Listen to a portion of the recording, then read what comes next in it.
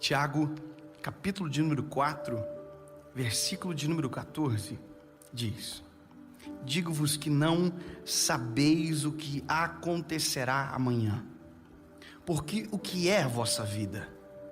É um vapor que aparece por um pouco de tempo e depois desaparece. O mesmo Tiago que pergunta, responde: o que é a vossa vida? Ele diz: é um vapor.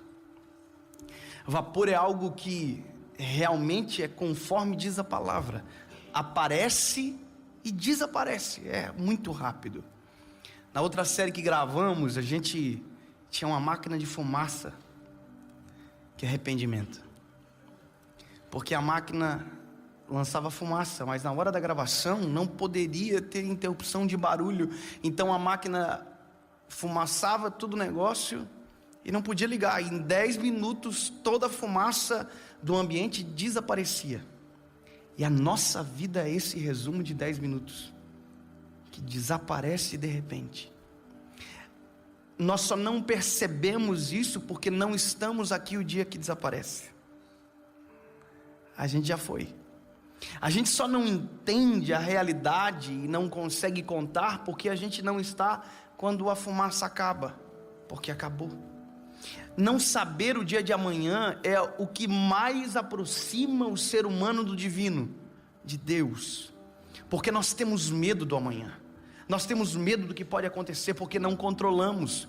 Salomão, sábio, vai dizer em Provérbios 27, não presumas o dia de amanhã, porque você não sabe o que ele vai trazer. Você sai de casa com sombrinha, dá sol. Você sai de casa sem sombrinha, chove. Porque nenhum meteorologista consegue acertar precisamente o que vai acontecer amanhã, muito mais sobre o que vai acontecer com você. Essa brevidade dos dias, essa flecha lançada no meio da escuridão, que somos nós, que de repente chega ao destino, é o que deve nos fazer refletir sobre agora. Eu ministro quase todos os dias para jovens e adolescentes, e todas as ministrações, sem exceção, eu faço apelo. E eu pergunto: quem aqui deseja reconhecer a Cristo como Salvador? Quantos querem voltar para casa? E a resposta às vezes é: deixa para amanhã. E parece que as pessoas estão fixadas em algo que não existe e não acreditam naquilo que está na frente dos olhos. É uma esperança em algo que não aconteceu ainda, porque nós pensamos que a nossa juventude nos dá a certeza que amanhã vamos estar vivos. Há uns 2 anos atrás eu fui chamado no começo do ano para um velório de uma menina de 15 anos. Essa menina não morreu de uma maneira com expectativa, por exemplo, uma doença que levaria à morte. Não, ninguém sabia de absolutamente nada. Sabe como aconteceu? Essa menina estava no culto e ela cantou com o departamento da onde ela congregava, e quando acabou ela foi ao banheiro e ela morreu. A família não sabia, mas havia um problema no coração fulminante. Cadê a menina? Morreu. Eu me lembro que quando eu cheguei no velório, o pai da menina disse: ontem mesmo ela estava lá em cima cantando. Sabe o que é isso? Ontem. A única coisa que ele soube, ontem. Porque hoje já é, para ele acabou, para aquela menina acabou. Eu quero dizer para você que, se as suas decisões forem pautadas no amanhã, a sua vida não vai acontecer. Nós precisamos decidir para agora, viver agora, ter esperança para agora, porque amanhã não sabemos. Entenda que o seu próximo segundo você não controla. Você não sabe o que vai acontecer daqui a pouco. Eu sei o que eu estou falando. Tem coisas que nós planejamos que não saem da forma que a gente acreditou que seria. Eu me lembro que alguns Um ano e meio atrás, mais ou menos, eu saí de casa para pregar numa igreja, ministrar, para pegar um voo numa outra cidade e ir para a igreja. 2h30 da manhã, me deu muito sono, eu passei para minha esposa dirigir e eu dormi. E quando eu acordei, o carro estava capotando e não era esse o trato.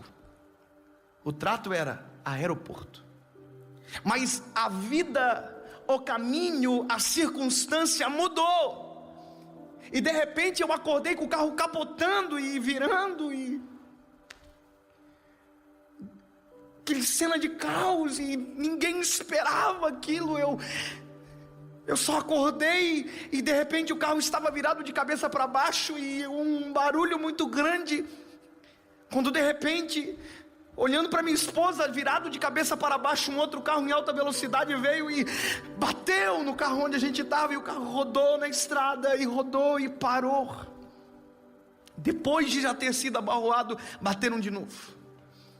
Eu me lembro que uma coisa apenas passava na minha cabeça: minha esposa, era somente ela que eu queria saber. O carro eu não quis ver, eu queria saber dela. E eu me lembro que eu saí rapidamente pela janela de trás, cheguei na janela onde ela estava, e ela estava com a metade do corpo para fora. Ela dizia: amor, eu estou presa. E aí eu, normalmente sou muito afoito, nervoso, sou sanguíneo. Naquele momento eu acalmei. Eu me ajoelhei no meio do asfalto, no meio da rodovia, e puxei ela pelos ombros, e percebi que na verdade o que prendia ela não eram as ferragens, era o cinto. Tirei ela do cinto, coloquei no guarda-reio, sentada, e me lembrei do meu celular. No meio de tudo isso, um carro parou, sinalizou o acidente. Chegou uma viatura, uma ambulância, Polícia Federal, e eu atrás do meu celular no meio da rodovia. Entrei dentro do carro, me ajoelhei, entrei dentro do carro, e de repente eu vi a minha esposa gritando: o meu marido está lá dentro. Um outro carro em alta velocidade veio, desviou de todos que estavam sinalizando e bateu na porta que eu tinha acabado de entrar. Quem diria? Poderia ter sido a última noite, eu não sabia. E se eu soubesse, eu teria abraçado mais. Eu teria ligado para minha mãe aquela noite, eu teria passado na casa dela, dos meus pais, eu teria ligado para minha irmã, eu teria abraçado todo mundo que eu podia abraçar, eu iria chorar nos ombros de todo mundo, e talvez eu não entraria no carro, mas eu não sabia do amanhã. Ele chegou. Houve livramento. Eu saí do carro sem nenhum arranhão. E eu estou aqui. Mas eu não sei o que vai acontecer amanhã. Eu ainda não aprendi a descobrir o que vai acontecer amanhã. Sabe o que eu descobri? Hoje. Eu abracei a minha esposa antes de vir para cá. Eu beijei o meu filho antes de vir para cá. E se eu tivesse que pedir perdão para alguém, eu não teria vindo para cá. Porque se tem algo para fazer, que seja hoje. Porque o tempo passa, e a pior conta é a do tempo, porque ela não pode ser paga. Sabe o que é terrível? Quando você vê alguém tentando pagar uma conta impossível de se quitar. Você já foi no velório de alguém que não pediu perdão? É muito dolorido. A pessoa abraça o caixão, grita, chora, pede perdão, e ela abraça o caixão, e ela arranha com as mãos, e ela pega no rosto, ela faz carinho, ele diz: eu te amo, me perdoa. E a atitude é linda, maravilhosa, extraordinária, só que não dá mais tempo. Quem tinha que ouvir não ouve mais, e quem tinha que falar perdeu o tempo. O que é a vossa vida, se não o vapor?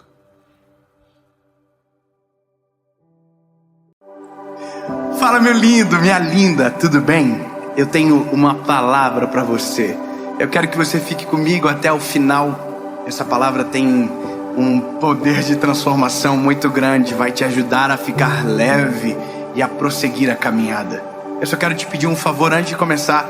Já curte o vídeo, faz com que o vídeo ainda vá mais longe quando você faz assim. E perceba aí se você não está inscrito no canal.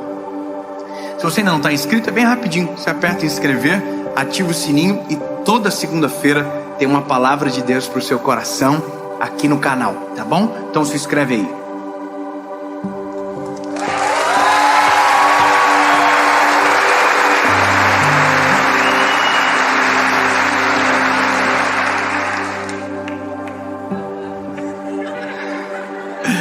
Ai, que coisa pesadíssima agora.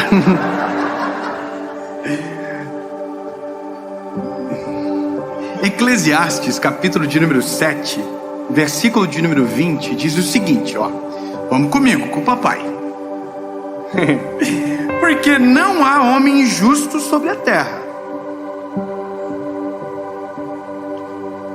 que faça o bem e não peque. Agora, o verso 21 dá o sentido do primeiro. Não atentes a todas as palavras que são ditas, para que tu não ouças o teu servo falar mal de ti.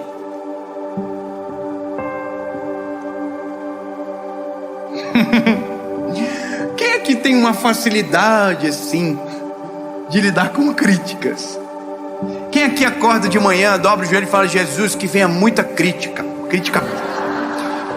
pesadíssimas. O ser humano tem uma certa dificuldade de lidar com a crítica. Mas se eu te dizer algo e que precisa ser compreendido, é que a crítica, ela é exponencial para gerar crescimento quando analisado a fonte que a emite. Porque existe a crítica e existe o conselho. E no conselho, muitas das vezes carrega a crítica, mas dentro da crítica não carrega-se o conselho. Porque quem critica por si só, ou pelo mero ato de criticar, não está com vontade de que você evolua, cresça. Não. Ele quer destruir. A crítica, ela destrói. O conselho não. O conselho carrega a crítica, mas o conselho edifica, constrói. O problema maior nosso é descobrir o que é crítica e o que é conselho. E eu vou te falar algo. A gente que é jovem, eu digo por nós aqui, por mim, a gente vai errar muito ainda. A gente já errou bastante. Eu mesmo sou profissional. Até falei alguma coisa para você na mensagem anterior, né? Então não é plausível pensar que vamos viver uma vida onde todo mundo vai nos aplaudir, porque parece que vamos acertar sempre. Não. Eu sou um pregador do Evangelho, prego desde os meus 19 anos de idade. Já falei cada coisa que eu tenho vergonha hoje. A primeira vez que eu subi para pregar, irmão, eu cometi um erro já de cara, que na verdade eu não cometi porque teve um teatro antes. Se não tivesse o teatro, eu tinha acabado com a mensagem. Irmão, tem uma história na Bíblia do Sadraque, Mesaque e do Abidnego. Os três foram para a fornalha, lembra? Foram para a fornalha, de fogo ardente. E tinha um quarto homem na fornalha. E o quarto homem para mim era o Daniel. E o Daniel, coitado, estava na cova do leão, ia ter que passar de lá rapidão, ir para a fornalha. Eu estava viajando, irmão. Eu era muito jovem. E eu estava assim, nossa, Daniel, top. Aí teve um teatro. Irmão, glória a Deus pelo teatro. Porque no teatro mostrou que o quarto homem na fornalha, na verdade, era Jesus. Ai, que bom. E aí quando eu preguei com tanta certeza. Eu falei, gente, olha, eu tenho certeza, o quarto homem Era, Jesus. Ignorância da minha parte. Eu era um menino ainda. Mas ainda sou. E ainda tenho muito a aprender. E por isso preciso reconhecer que vou errar. Agora, sabe qual é o problema? O problema é como a gente lida e como isso chega até nós. Então não é mais sobre mim. É sobre nós. Quem trabalha aqui? Quem já sofreu com críticas no trabalho? Na família? Na internet? Na vida? No todo? No sempre? No agora? No ontem? Como é que você lida? Eu vou te dar um exemplo. Se 100 pessoas, 99 te elogiam, uma te critica, qual é o sentimento que domina o teu coração? Entendeu? Isso é a gente. Se de 100 pessoas, 99 digam, uau, que lindo! E mais uma pessoa diz, nossa, que ridículo. Aí você fica assim, mas por quê? Meu Deus. E aí você esquece de todas as outras 99 pessoas. Então isso é o ser humano. A questão é, como que eu aprendo a lidar com isso? Quando que eu vou amadurecer o suficiente para que a crítica não me paralise e também para que a crítica não me deixe de crescer? Sabe como? E aí eu olhei para a palavra, busquei no Senhor, e eu tenho um texto, eu quero compartilhar com vocês. É um texto de Provérbios,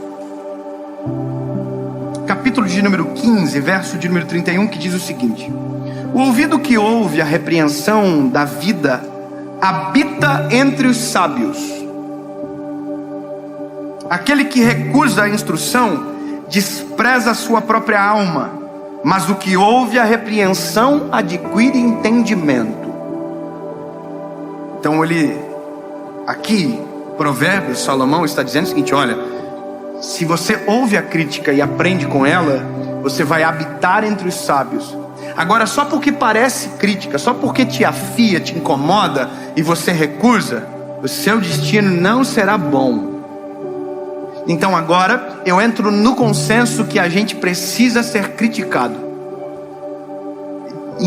É ruim, né? A gente não quer, mas eu vou dizer, a gente precisa ser criticado, mas precisamos ser criticados pelos sábios conselheiros. Não por quem não construiu nada, não por quem não tem nenhum fruto percebido, não por quem quer destruir você, mas por quem ama você. Então a primeira coisa que eu quero te dizer é que se você tem um amigo que às vezes te irrita, porque te critica, te provoca, te faz pensar e refletir, te tira do eixo muitas das vezes e diz: você está errado. Ame ele, abrace ele, diga: não saia da minha vida jamais, porque enquanto eu der ouvido para um amigo sábio, eu habitarei entre os sábios. Agora, quando o meu ouvido se fechar para a repreensão, o meu destino não será bom. Então, pelo amor de Jesus, meu amigo, diga isso. Continue me criticando, mas em amor, no secreto, para que eu continue crescendo.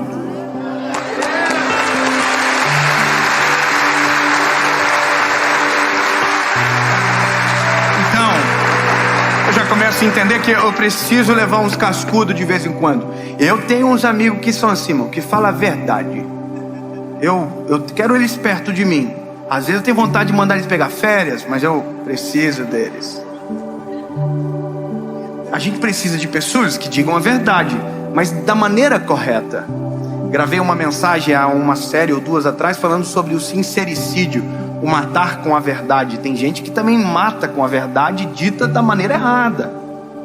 Agora, veja, se a crítica a gente tem dificuldade, o elogio a gente tem? Não. A gente ama ser elogiado.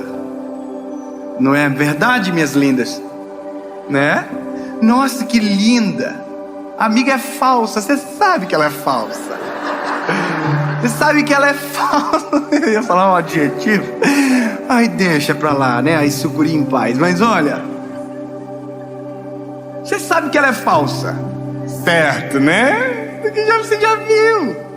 Ela falou bem de alguém, quando virou as costas da pessoa, ela falou pra você: nossa, eu odeio essa pessoa. Você sabe. Mas ela elogiou você, o que você faz? Obrigado. Sabe o que é isso? A gente consegue discernir o elogio e a crítica, só não consegue discernir quem está falando. E se eu te falar que muito mais do que é muito mais importante quem está falando do que o que está dizendo? E que se eu te dizer que para lidar com a crítica eu preciso aprender a discernir quem está falando muito antes do que estão falando. É mais quem do que o que. Entendeu? É muito mais quem. Por quê? Porque você corre um sério risco de estar dando ouvidos a um tolo e ignorando um sábio. Porque às vezes o tolo te elogia e o sábio te critica. Você vai preferir quem? O tolo. Tome cuidado, porque o tolo te leva à ruína.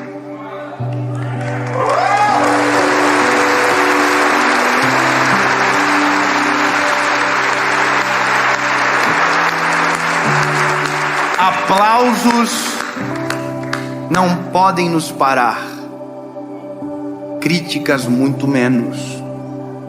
Então entenda que precisamos discernir se quem está falando é sábio ou se é tolo. Se for tolo, o elogio dele na verdade é uma crítica. Se for tolo, pode ter certeza que a crítica dele é um elogio.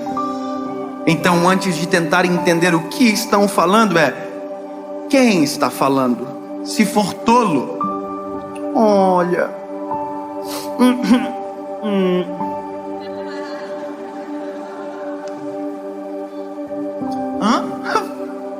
falou alguma coisa? Não responda, não rebata, não discuta, ignore. Mas você falou alguma coisa? Repete ano que vem. Ai, irmão, tem que deixar brigar sozinho. O tolo briga sozinho. E quem tem o ministério da crítica, só critica. Deixa. Imagina que vida ruim, irmão, ter que ficar buscando o defeito dos outros todo dia. Porque o crítico, ele é profissional em encontrar defeito. Ele olha para o belo e encontra um defeito. Ele olha para o bonito e encontra um defeito. Ele vai para Paris, tem a Torre Eiffel, ele diz: nossa, mas a rua é suja. Está entendendo? Ele sempre vai encontrar um defeito naquilo que poderia ser só contemplado, porque essa é a profissão dele. Tudo ele vê defeito, tudo ele vê problema. Ele ignora o todo, ele ignora o fruto, ele olha defeito. Ele é profissional. Então, meu lindo, sabendo que o homem não é perfeito, lembra que a gente leu? Não existe homem bom, justo, perfeito que não peque. Então a gente sempre vai ser criticado. Jesus, que era perfeito, não foi unânime. É unânime no nosso coração, mas os seus o traíram, o abandonaram. Quanto mais a gente que é cheio de defeito e de problema. Agora, posso te falar um negócio?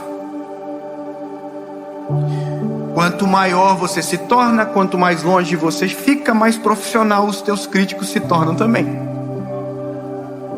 É verdade. Mais vontade de criticar vocês eles vão ter. A não ser que uma hora eles se cansem. Porque eu vou falar um negócio engraçado assim. Quem não é respondido, só ignorado, uma hora vai olhar e vai dizer assim: nossa, estou passando vergonha aqui. Porque quem critica para paralisar e não te ver parando, vai chegar uma hora que ele vai dizer: não adianta, não consigo, não dá. Ele continua. É verdade, continua. Aí talvez ele canse. E se ele não cansar?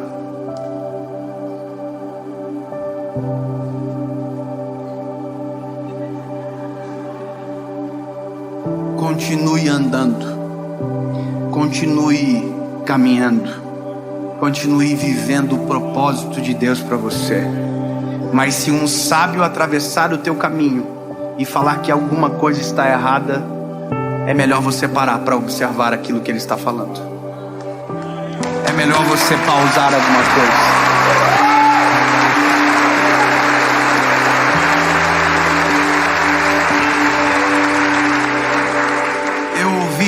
Uma vez alguém dizendo que para todas as áreas da nossa vida a gente deveria ter um mentor. Para a área de finanças a gente tinha que ter alguém para ajudar. Para a área emocional a gente teria que ter uma outra pessoa. Para a área espiritual uma outra pessoa. Por que isso? Porque quando nós nos cercamos dos sábios, dos conselhos dos sábios, o nosso crescimento ele é exponencial. Lembra que eu disse no início, a crítica ela é exponencial para o crescimento, mas quando ela é proferida por um sábio. Porque você vai se incomodar, vai se irritar, vai mudar a postura. E é isso que vai nos transformar, é isso que nos transforma. Compreendendo isso, eu tomei algumas decisões na minha vida. Eu decidi que eu preciso ter um pastor. Eu vou falar isso publicamente hoje pela primeira vez aqui. Talvez eu já fiz de várias formas, mas eu vou falar publicamente. Eu decidi que eu preciso de um pastor. Por que de um pastor? Porque eu preciso de alguém que cuide da minha vida espiritual. Para que se um dia eu estiver desanimado, ele seja o meu Elifaz.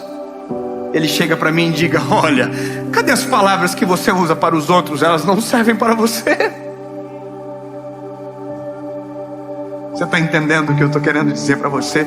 A gente tenta ignorar os sábios. Muitas das vezes a gente não quer ser cuidado, a gente não quer ser visto, mas a gente precisa.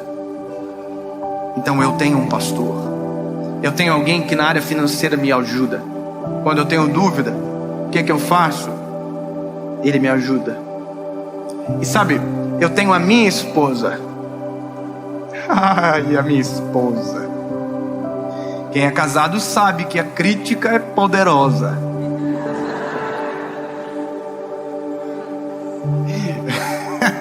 E esposa, irmão, quando fala, é melhor você ouvir. Esposas são...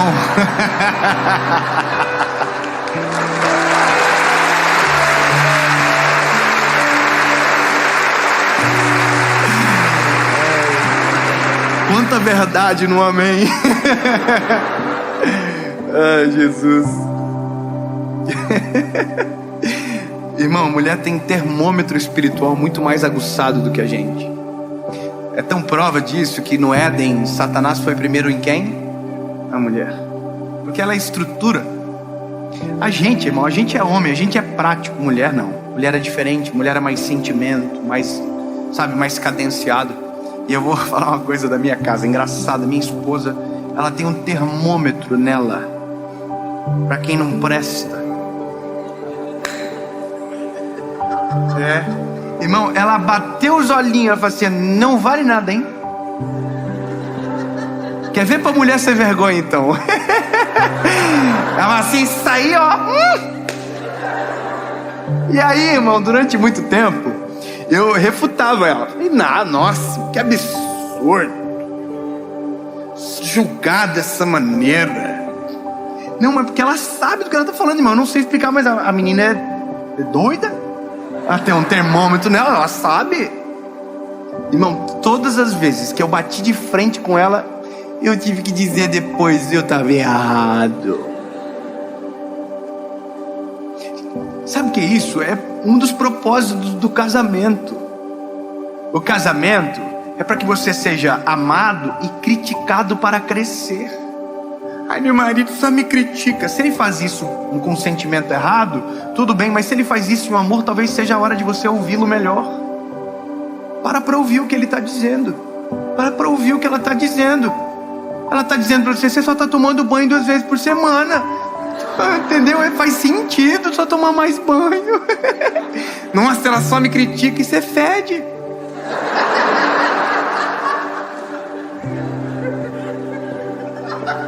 Você joga bola todo dia. Ela já falou: chega de jogar bola todo dia. Você está achando que você é o quê? Atleta profissional? Você ganha? Então fica em casa um pouquinho mais. Sabe, parece coisas tão triviais, mas que isso também é lidar com a crítica. É lidar com a crítica de quem se importa com você, de quem te ama. A minha mãe fez uma crítica para essa mensagem, irmão. Ai, minha mãe, bonitinha, ligou pra mim. Mano, olha, ela cheia de dedo comigo. Olha, quem vê eu sou perigoso, né? Vai ver. Mas que ela confia em mim também. Mas assim, mano, olha, a mãe sabe que tem um menino, sabe? Ela fez toda uma narrativa pra não brigar. Aí ela falou assim: olha, a mãe acha que essa mensagem, o título dela é muito pesado, só porque ela aprende a ignorar os tolos. Eu falei: não, mãe, nada a ver, não é pesado não. A mãe: então tá bom, filho, você sabe o que você faz. E a mãe desligou o telefone e eu fiquei assim olhando. Aprende a ignorar os tolos. Aprende a ignorar os tolos. Então quer dizer que todo mundo que critica é tolo? Aí, irmão, eu fiquei: não, né? Aí Deus mudou toda a palavra. Uma crítica pela pessoa certa muda o rumo de uma palavra. O que mais pode fazer pela nossa vida?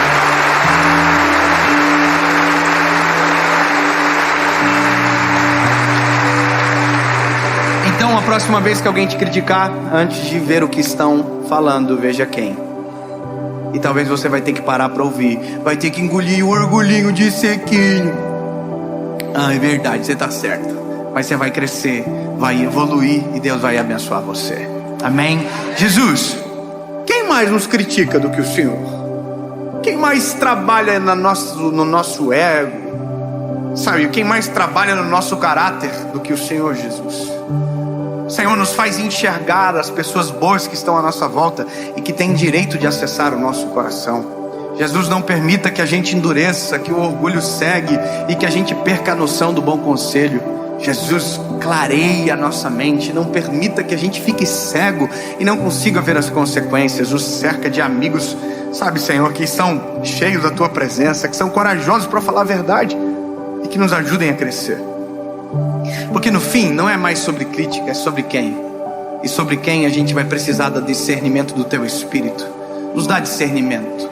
Abre os nossos olhos. Essa é a minha oração, a nossa oração. Em nome de Jesus.